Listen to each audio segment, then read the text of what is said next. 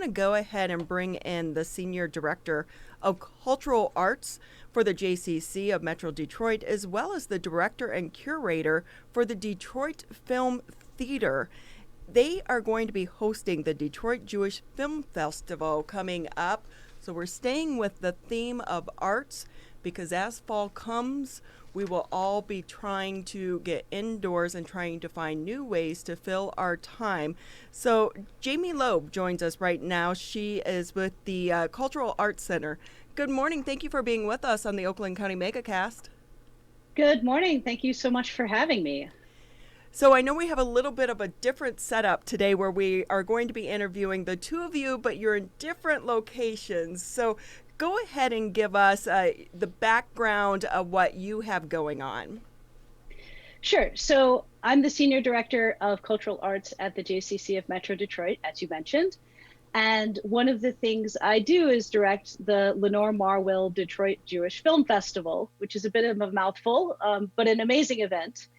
And this year, we're very excited to be partnering with the Detroit Film Theater to present part of the festival. So we're doing a sort of two-stream festival. Usually, we have a theater, we show movies, we have events in May. That is our usual way of doing things. This year, of course, things are a little different. So in October, we're doing an on-demand festival in that all of our films are going to be available on demand from October 4th through October 30th. So people really have a chance to watch every single film if they want to, because we wanted to be sure that our audience really had a chance to enjoy all of our films and not really worry about when they're being shown, if they're available, what they have going on that might conflict. So now they have the opportunity to see everything. The other sort of stream of the festival is live film discussions. And that's where the DFT comes in. Elliot Wilhelm is very kindly acting as our sort of film expert in residence. And we're having a lot of discussions and Q&As with directors and producers and actors and all sorts of interesting people that really we actually wouldn't have been able to do quite as much in person because these people are scattered around the world. We show films from around the world. And so it's often really hard to have directors and producers from Europe, from Israel, all of these places come to Detroit, but now it's really easy. So the whole virtual festival model has really opened up a lot of opportunities for us, and we're very excited about that.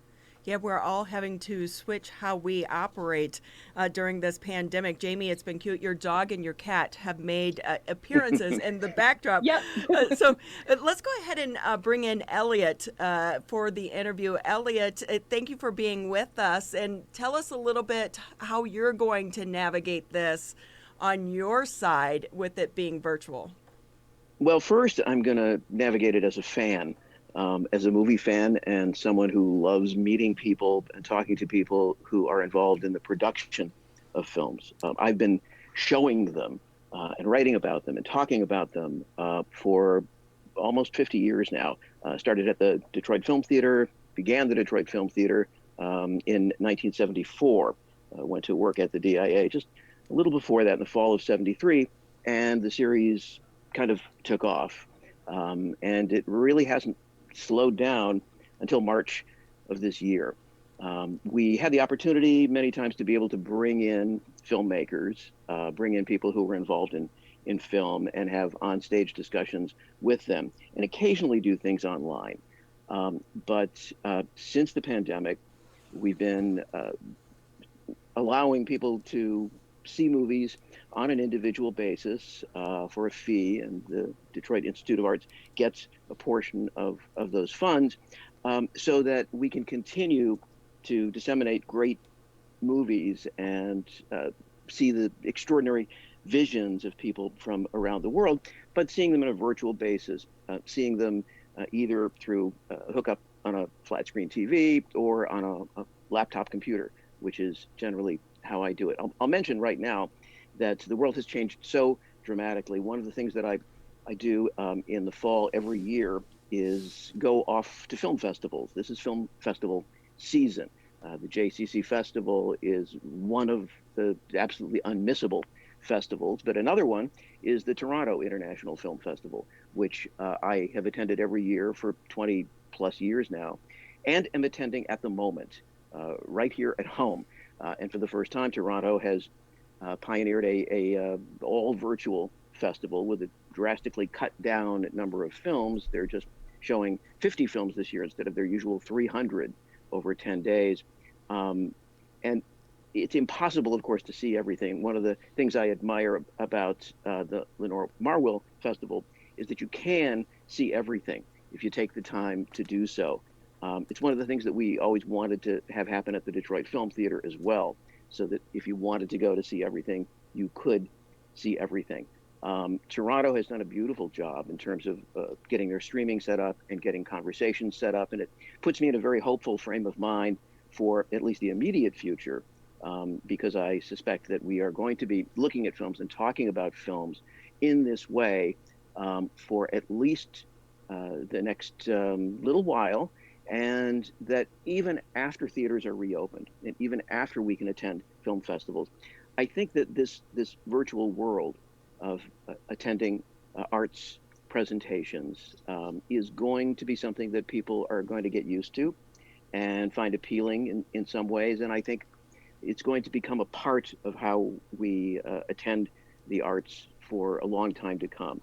Having said that, the part of the JCC Festival that I'm most excited about, in addition to seeing the films like every other fan, is to have that ability to converse. So what the DIA's role in this is an educational function in a sense. We have formed a community partnership with the Jewish Community Center and with the Marwill Film Festival to facilitate these discussions on films, because many of the films in this festival in particular, but in many of the best festivals, have layers of idea and layers of thought that go beyond the immediate issues of, oh, how did you make this on such a small production budget, or what's it like to meet such and such an actor, but to take film seriously as the serious art form that it is really important to do with other people, and to be able to discuss those things with people who may have questions out there in the virtual world and are able to submit those and be part of the conversation, as well as the people who made the films, and bridging those international gaps. My being able to converse with someone in another country at the same moment is a kind of reminder of how powerful and international and universal, really, a language cinema is. There may be different languages that are translated at the bottom of your screen in many of the films that you'll see, but the actual emotional language of film, the thing that connects us all and makes us so addicted, in a sense, in a good way, to the cinema since 1895, and I remember that year very well, is something that is always to be celebrated. And the power of that has never really dissipated. And it's important now that we are able to be together in some way. And film and the arts in general bring us together, and to talk about how it does, and specifically how a particular work of art makes a difference and touches us on a personal level, because everybody responds differently to every film, is something that I look forward to exploring in this festival in particular. So I'm pumped and ready to go. In this particular festival, let's start with Jaemi on this. What were some of the focal points that were discussed in planning for a film festival of this kind, with the circumstances at place? Obviously, COVID-19 safety is paramount in the planning process, but what else was considered in preparing for this year's edition of the film festival to be virtual? So we had planned our festival for May before the shutdown. We were, in the final stages of putting the icing on the various cakes. So we had our film lineup almost entirely. There have been a few changes due to virtual licensing agreements or not agreeing to allow us to show it virtually. And we've added one or two films that you know, the timing was off before, but now we had time to add them to the lineup. But in terms of deciding how to make it virtual and whether to make it virtual was an easy decision. We did not want to have our audience miss us for an entire year. It's just too much to bear. Like we are so sad that we can't be together with everyone in our space, but we have to find a way to be together before next May. That's just too far away. So we wanted to do a virtual festival to connect with our audience for all the reasons that Elliot was just saying. We did some research in terms of the various platforms, and we tried out some various things, and we partnered with Elliot and the DFT, DIA to present some screenings over the summer where we relied on distributors and producers to provide the sort of streaming platform. And it went okay in that, you know, people could get access, people enjoyed watching the films, but the actual experience was a little clunky. You sort of had to watch on your computer.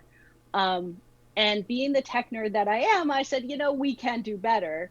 So we found a company called Cinesend that a lot of film festivals are using now that basically creates a custom streaming platform for you. So there's a web-based platform, but you can also, there's apps for your smart TV, like channels, apps, depending, every TV calls it something different. But basically in your channel store, you just search for Detroit Jewish Film Festival, download that app, and poof, you've got like festival Netflix. So it's really easy, and that was paramount. So the safety of doing a virtual festival was sort of a no-brainer. The next biggest issue was, how do we make this easy for people? How do we make this a good experience? And how do we make it a pleasant experience, even for people who aren't really don't really love technology, right? People who use their TVs and don't want to have to care about how it works, right? Those people, we want them to still have a great experience. So that's why we put together this custom streaming platform. So people can watch on their computers, absolutely. People can watch on their smart TVs. People can watch on their phones, on their tablets. How they want to watch, they can, and it will be a simple, easy, seamless experience. So, Jaemi, do you think in a way, I'm sorry, let me just follow up. Jaemi, do you think in a way by making it virtual, maybe more people are going to participate that maybe wouldn't have gone to the festival otherwise? We have high hopes. So one of the wonderful things about the JCC of Metro Detroit is our facility in West Bloomfield. It is beautiful, and our theater is beautiful and amazing. But the Metro Detroit area is quite large. And so for some people, I live in the city of Detroit, for example. So driving to work, it's effort, right? And so people who live in the city or Ferndale or Huntington Woods, so it's more effort for them to drive to the JCC. So now they have a much easier time, a much easier way to be involved because they don't have that drive. The other thing we're doing is reaching out to outstate communities that are sort of far-flung, too small to have their own sort of Jewish infrastructure, their own Jewish film festivals. And we're trying to share our resources with them so that they can participate in the festival as well, because usually they especially would not make the drive if they're up in the UP or somewhere far away. That's an investment. You know, you'd have to come for the whole week. Actually, we do have a couple of people that do that, but most people cannot make that kind of time investment just to see some films. Now, all they have to do is, you know, download the app, you know, pay their nickel and they take their ride, as it were. So we're very excited to be able to reach hopefully more people, but in the very least, a wider range of people because of that convenience factor. And Elliot, I'm sorry for cutting you off earlier. Can you share your thoughts as well? Yeah, I was simply going to say, as we were talking about the technology of all of this, that one of the things that people love about movies is that there is a kind of magic about them. That's been true since the Lumiere brothers first projected movies on a wall in the 19th century and scared the people who were in the room because they thought an actual train was coming at them. And until movie theaters closed, I think you could ask a lot of the average patrons, including real movie lovers, exactly how a movie projector works and how that technology actually makes people on the screen move around, makes all of these things happen, come to life. A lot of folks don't really know. They haven't thought about the whole system of shutters and frames that come down. And now in a digital world, it's also kind of a mystery. And I think it's one of the things that people like about going to the movies. Many of us don't know how a car works. We know we get in, we either turn the key or push the button, it starts up, and we go. If something goes wrong with it, you want it fixed. If the film breaks, you want it fixed. You don't necessarily know how all of that works. You don't always want to look behind the curtain.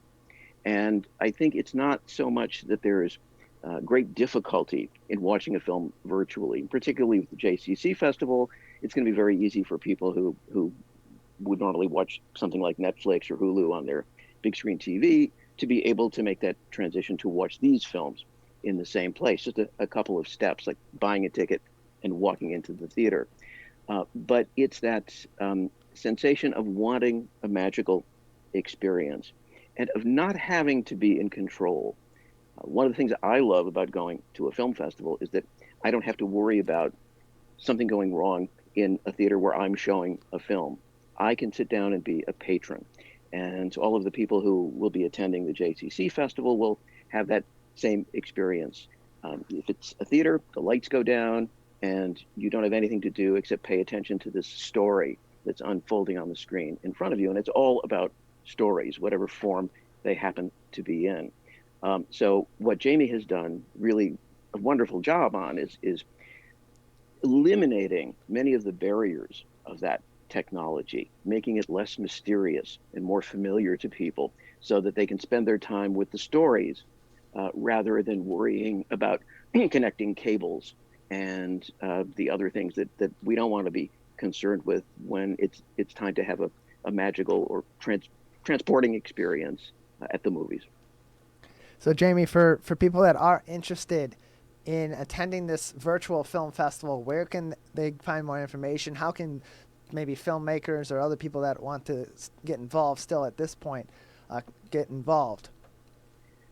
Well, we don't really have any room for more films. So if filmmakers want to get involved, probably they'd have to send me an email. We'll talk about next year, or May, which I guess is next year. But yeah, so we are full up on films, but there's plenty of opportunity to buy a festival pass, to buy individual tickets, go on sale October 4th at the beginning of the festival. And I do want to say that we certainly are a Jewish film festival, and our mission is to promote Jewish and Israeli films.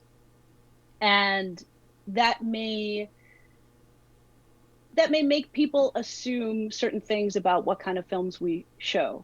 But when I say Jewish films, that's actually a pretty broad category of things. And Israel makes a pretty broad range of films. So I think we really do have something for everyone in terms of, drama, comedy, family movies, documentaries, all those kinds of things. And what was that rye bread company? Like, you don't have to be Jewish to enjoy whatever brand of rye bread. You don't have to be Jewish to enjoy the Jewish Film Festival. So the place for more information is culturalarts.jccdet.org. Or you can just search Detroit Jewish Film Festival. You'll find us. We are on the web. We are on social media. You can find my email address and ways to contact us on the website. So I hope people will check out our lineup and get in touch if they have questions. And Elliot, if I can ask you a quick question, so much about a movie is the experience being shared with others and the discussion that comes out of watching those movies together. So if I'm not sitting next to someone, how will the virtual discussions work?